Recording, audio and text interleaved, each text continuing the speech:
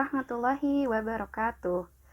Alhamdulillahillazi arsala rasulahu wabil huda wa dinil haq liyuddilahu 'alad dini kullihi wa kafa billahi syahida. Asyhadu alla ilaha illallah wa asyhadu anna Muhammadan abduhu wa rasuluhu amma ba'du. Alhamdulillah, hari ini ketemu lagi dalam Daily Tausiah Salam Ramadan SMP Darul Hikam. Bersama saya Ibu Zihni Andiasari. Nah, anak-anakku sekalian, siswa-siswi SMP Darul Hikam, bagaimana aktivitas kalian bersama Al-Quran di bulan Ramadan ini? Kalau kita berbicara tentang Al-Quran, maka kita tentu sudah tahu bahwa Al-Quran adalah mukjizat yang diturunkan oleh Allah kepada Nabi Muhammad SAW. Yang sampai saat ini pun Al-Quran masih terus menjadi perbincangan bagi para ilmuwan di dunia. Kenapa demikian? Karena ternyata banyak sekali fakta-fakta di dunia yang tercantum di dalam Al-Quran. Hal ini tentu menjadi sebuah bukti yang mana Al-Quran merupakan firman dari Allah Subhanahu wa Ta'ala, dan juga bukti bahwa Al-Quran tidak pernah diragukan kebenarannya. Nah, berbagai fenomena-fenomena alam yang ternyata muncul di dalam Al-Quran ini sudah banyak yang kita bisa lihat di internet ataupun di YouTube. Dan kali ini kita akan sama-sama membahas 3 fenomena sains yang muncul di dalam Al-Quran. Nah, sambil juga jangan lupa ya untuk mengingat-ingat lagi nih materi-materi biologi ketika belajar di kelas 7 dan 8, supaya semakin klik dengan fenomena yang akan kita bahas berikutnya. Oke, langsung aja kita akan lihat fenomena yang pertama. Untuk fenomena yang pertama yaitu adalah terbentuknya hujan yang telah dijelaskan oleh Al-Quran sejak dahulu kala. Coba, siapa yang masih ingat dulu ketika SD mungkin atau waktu kelas 7 belajar tentang proses hujan? Nah, hujan ini kan kalau kita ingat-ingat lagi ya, dia dimulai dari air-air yang ada di bumi, baik air laut, air sungai, atau air tanah, semuanya akan menguap karena sinar matahari. Kemudian nanti akan berkumpul di langit ya, dan menjadi awan. Nah, ketika nanti sudah penuh awannya dengan uap-uap air, maka awan ini akan menurunkan air tersebut ke bumi dan terjadilah hujan. Nah, ternyata jauh sebelum kita belajar ini ketika masih SD atau jauh sebelum hal ini terungkap, Al-Quran sudah menyatakannya dalam surat Ar-Rum ayat 48. الله الذي يرسل الرياح فتثير سحابا فيبسطه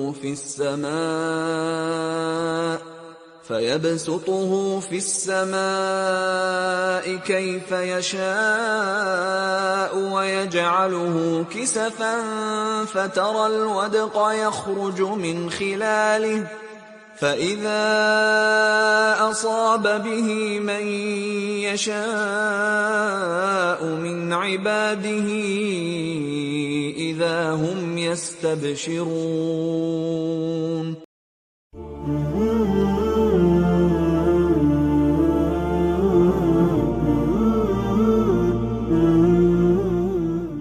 Wah, sungguh luar biasa ya bagaimana Allah telah memperlihatkan fenomena hujan ini di dalam Al-Quran. Sangat jelas dan juga terlihat bahwa manfaat air itu seperti apa sebetulnya bagi kehidupan kita di bumi.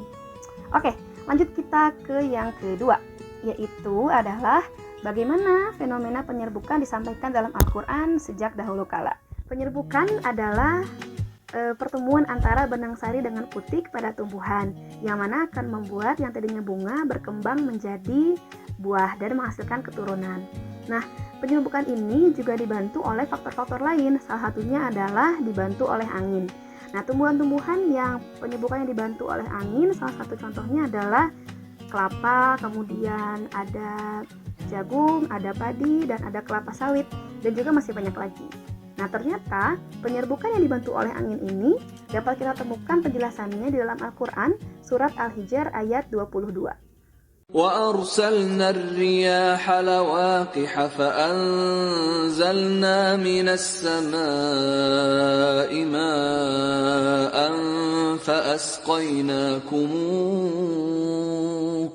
فَأَسْقَيْنَاكُمُوهُ وَمَا أَنْتُمْ لَهُ بِخَازِنِينَ.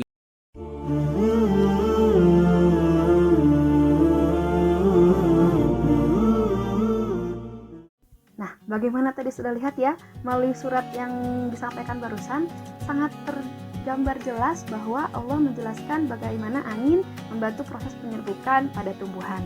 Baik, kita akan lanjut untuk membahas fenomena yang ketiga. Oke, yang ketiga adalah fenomena tentang proses penciptaan manusia yang disebutkan dalam Al-Quran. Nah, kalau kita membicarakan tentang proses penciptaan manusia, ini adalah hal yang sangat menakjubkan untuk kita bahas. Bagaimana kita tahu di dalam rahim seorang ibu, embrio akan berkembang menjadi janin dan kemudian nanti akan lahir manusia ke dunia. Nah, para dokter dan ilmuwan sudah banyak mempelajari bagaimana sih tahapan dari embrio berkembang menjadi janin hingga kemudian akan lahir menjadi manusia. Dan ternyata tahapan-tahapan ini juga sudah Allah jelaskan dengan sangat jelas dalam Al-Quran surat Al-Mu'minun ayat 12-14. وَلَقَدْ خَلَقْنَا الْإِنسَانَ مِنْ سُلَالَةٍ مِنْ طِينٍ ثُمَّ جَعَلْنَاهُ نُطْفَةً فِي قَرَارٍ مَكِينٍ ثم خلقنا النطفة علقة فخلقنا العلقة مضغة فخلقنا المضغة عظاما فكسونا العظام لحما ثم أنشأناه خلقا آخر فتبارك الله أحسن الخالقين.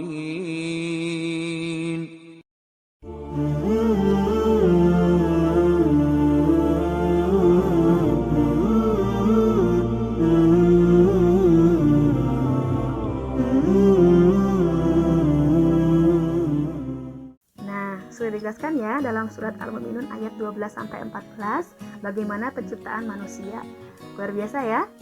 Dan yang lebih luar biasanya lagi, kalau kita ingat-ingat kembali bahwa Al-Quran ini diturunkan kepada Nabi Muhammad SAW di zaman yang tidak ada teknologi seperti sekarang.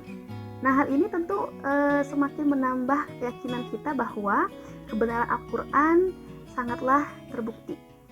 Sudah 3 nih yang kita bahas hari ini untuk fenomena biologi.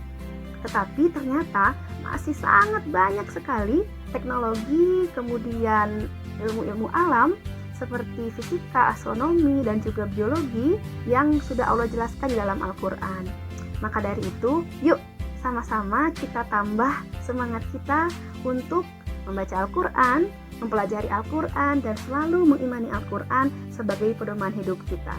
Inilah akhir dari Dalil Tausiah hari ini, dan kita bisa ketemu lagi insya Allah ya di kesempatan yang lainnya. Dan Ibu mohon maaf bila ada kesalahan. Assalamualaikum warahmatullahi wabarakatuh.